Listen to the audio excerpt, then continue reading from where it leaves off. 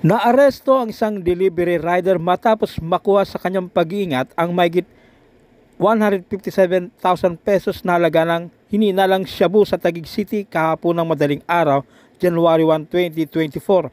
Ayon sa Southern Police District, bandang alas 12:30 ng madaling araw nang maaresto ang suspek na si alias Job, 34 anyos at residente ng barangay New Lower, Bikutan, Taguig City.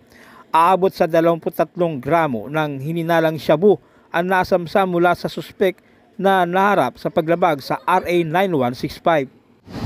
So si Kagawad Ruel ha? O ito trabaho ng kapulisan to. Ito ako para mag-business ha?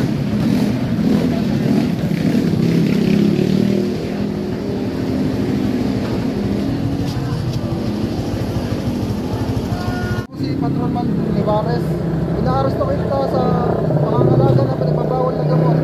Ikaw may karapatang manahimik o magwalang sibo. Ano mang yung sabihin ay maaaring gamitin laban sa iyo. Ikaw ay may kakayanan, ikaw ay may karapatang kumuha ng sarili mong abogado. Kung ikaw ay walang kakayanan, ang gobyerno magbibigyan ng isang tayo, kaya ito may karapatan.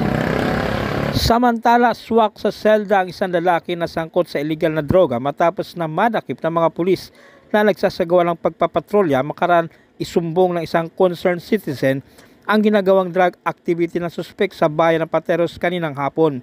Nakapiit sa detention cell ng Pateros Police ang suspek na kinilalang sa alias na Joseph, residente ng Almeda Street, Barangay Martires, Pateros. Base sa isinagawang investigasyon ng Pateros Police, dakong alas 2 ng hapon nagsasagawa ng pagpapatrolya ang mga tauhan ng Pateros Police Substation 2 sa Barangay Martires nang makatanggap sila ng impormasyon mula sa isang concerned citizen hinggil sa isang lalaki na sangkot sa illegal na droga at nagtransaksyon sa mga bystanders.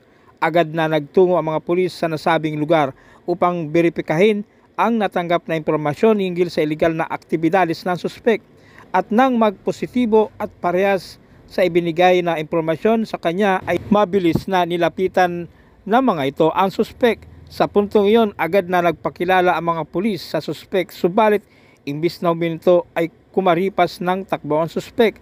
Subalit agad namang napigilan ng mga pulis si alias Joseph. Na-recover ng mga pulis sa suspek ang 5 heat-sealed transparent plastic sachet na naglalaman ng hininalang shabu na nasa 1 gramo at tinatayang nasa 6,800 pesos ang halaga. Maharap ang suspek sa kasong paglabag sa Section 11 ng RA 9165 o Comprehensive Dangerous Drugs Act of 2002. Pili namin sa salang paglabag sa Republic Act 9165.